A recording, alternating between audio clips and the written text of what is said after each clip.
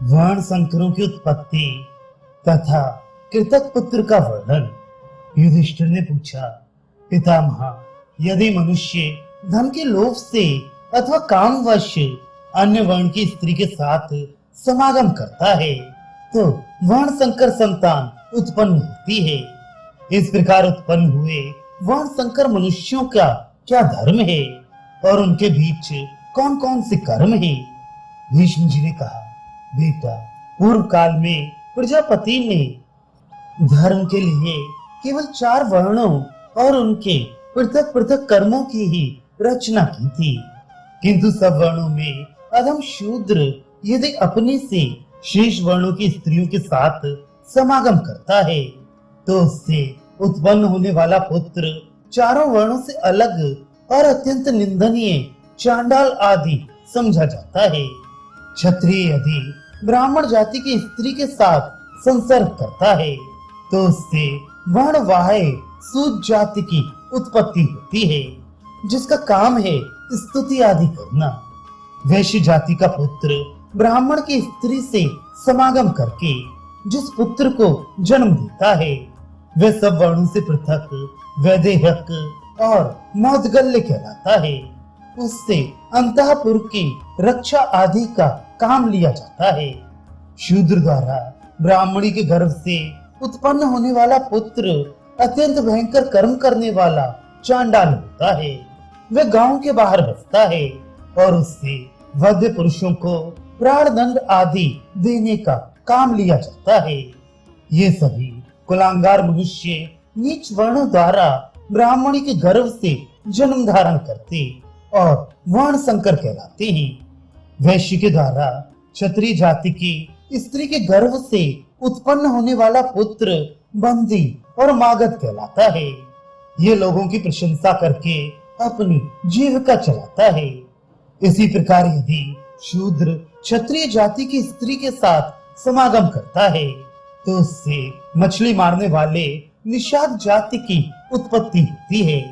और यदि वह वैश्य जाति की स्त्री से संसर्ग करता है तो आयोगक जाति का पुत्र उत्पन्न होता है, जो बड़े का काम करके जीविका चलाता है।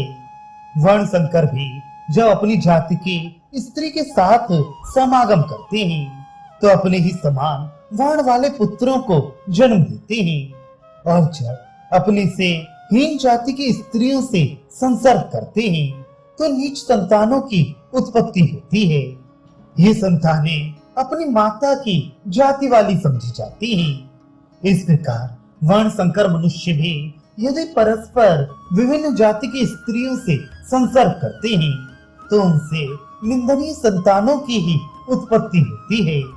जैसे शूद्र ब्राह्मणी के गर्भ से चांडाल नामक बाह्य जाति वाले पुत्र को उत्पन्न करता है, उसी प्रकार बाह्य जाति का मनुष्य भी ब्राह्मण आदि चारों वर्ण की स्त्रियों के साथ संसर्ग करके अपनी अपेक्षा भी नीच जाति वाला पुत्र पैदा करता है।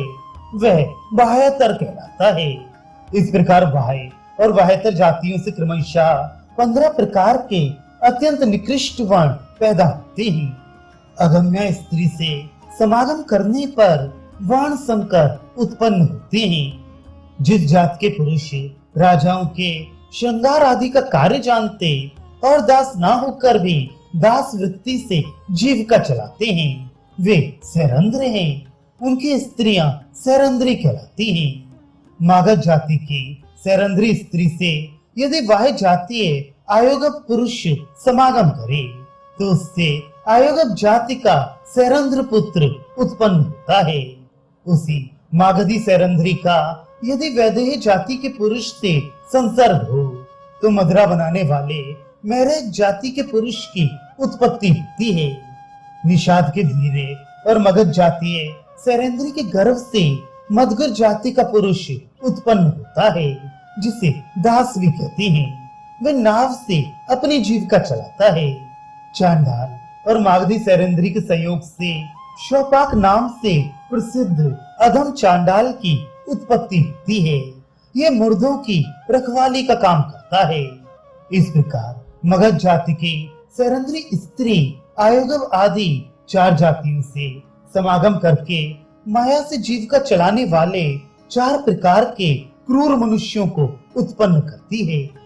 आयुगम जाति की पापनी स्त्री वैदेही जाति के पुरुष से समागम करके अत्यंत क्रूर मायाजीवी पुत्र उत्पन्न करती है।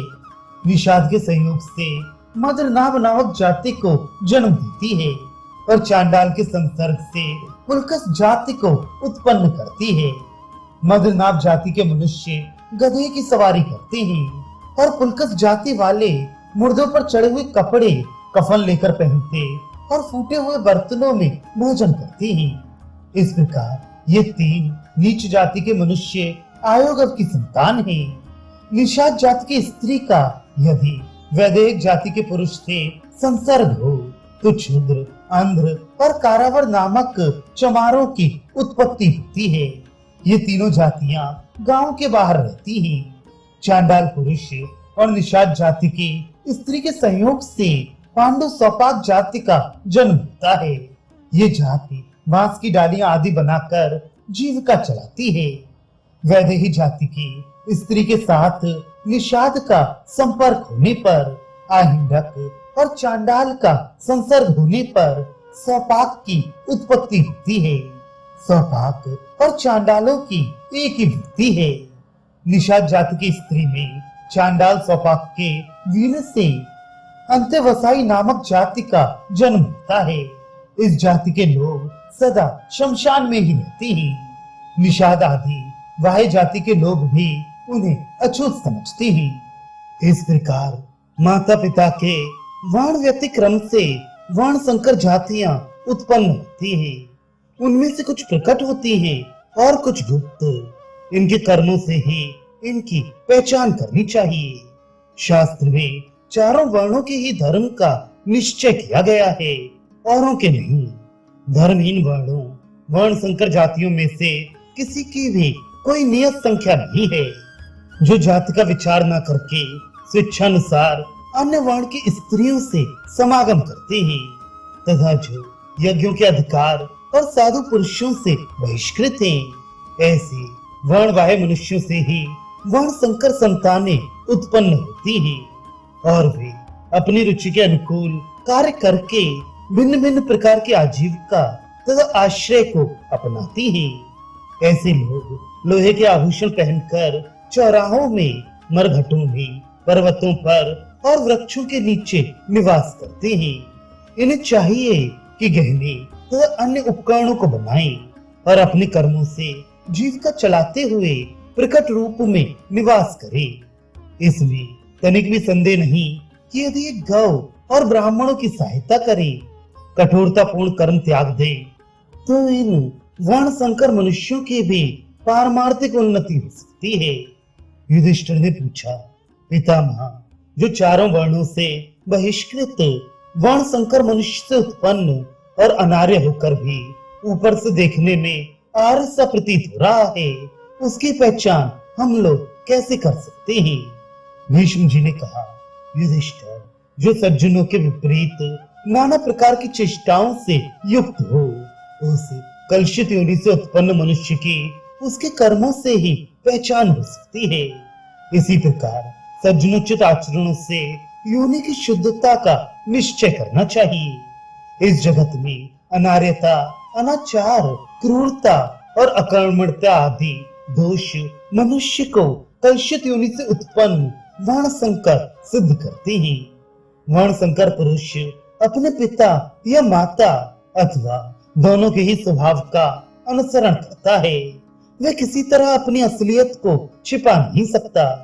जैसे बाघ अपनी चित्र विचित्र खाल और रूप के द्वारा माता पिता के समान ही होता है, उसी प्रकार मनुष्य भी अपनी योनि का ही अनुसरण करता है। अमुक व्यक्ति किस कुल में और किसके वीर से उत्पन्न हुआ है, यह बात अत्यंत गुप्त होने पर भी जिसका जन्म संकर योनि से हुआ है, वह मनुष्य थोड़ा बहुत अपने पिता के स्वभाव को पाता ही है। जो कृत्रिम मार्ग का आश्रय लेकर श्रेष्ठ पुरुषों के अनुरूप आचरण करता है, वह वास्तव में शुद्ध वर्ण का है या संकर वर्ण का, इसका निश्चय करते समय उसका स्वभाव ही सब कुछ बता देता है। संसार के प्राणी नाना प्रकार के आचार व्यवहार में लगे हुए हैं। आचरण के सिवा दूसरी कोई वस्तु ऐसी नहीं है जो जन्म के रहस्य को साफ तौर पर प्रकट कर सके। वर्ण संकर को शास्त्रीय बुद्धि प्राप्त हो जाए तो भी वह उसके शरीर को नीच मार्ग से हटा नहीं सकती। उत्तम, मध्यम या निकृष्ट जिस प्रकार के स्वभाव से उसके शरीर का निर्माण हुआ है, वैसा ही स्वभाव उसे आनंददायक जान पड़ता है। ऊंची जाति का मनुष्य भी शील से रहित हो तो उसका सत्कार नहीं करना चाहिए, और शूद्र भी यदि धर्मज्ञ और सदाचारी हो तो उसका विशेष आदर करना चाहिए। मनुष्य अपने शुभ अशुभ कर्म, शील आचरण और कुल के द्वारा अपना परिचय देता है। यदि उसका कुल नष्ट भी हो गया हो तो अपने कर्मों के द्वारा वह फिर उसे शीघ्र ही उज्जीवित कर देता है। पहले जितनी संकीर्ण योनियां बतलाई गई हैं, उन सब में तथा अन्य नीच जातियों में विद्वान पुरुष को संतानोत्पत्ति नहीं करनी चाहिए। उनका सर्वथा परित्याग करना ही उचित है। युधिष्ठिर ने पूछा, पितामह, कृतक पुत्र कैसा होता है? भीष्म जी ने कहा, युधिष्ठिर, माता पिता ने जिसे रास्ते पर त्याग दिया हो और पता लगाने पर भी जिसके माता पिता का ज्ञान ना हो सके, उस बालक का जो पालन करता है उसी का वह कृतक पुत्र समझा जाता है। वर्तमान समय में जो उस अनाथ बच्चे का वारिस बनकर पोषण कर रहा हो, उस मनुष्य का वर्ण ही उस बालक का वर्ण होता है। युधिष्ठिर ने पूछा, दादाजी, ऐसे लड़के का संस्कार कैसे करना चाहिए तथा उसके साथ किस जाति की कन्या का विवाह करना चाहिए? भीष्म जी ने कहा, बेटा, जिसको माता पिता ने त्याग दिया है वह अपने स्वामी पालक पिता के वर्ण को प्राप्त होता है। इसलिए उसके पालन करने वाले को ये चाहिए कि वह अपने ही वर्ण के अनुसार उसका संस्कार करे तथा अपनी ही जाति की कन्या से उसका ब्याह भी कर दे। इस प्रकार ये सारी बातें मैंने तुम्हें बताई। अब और क्या सुनना चाहते हो?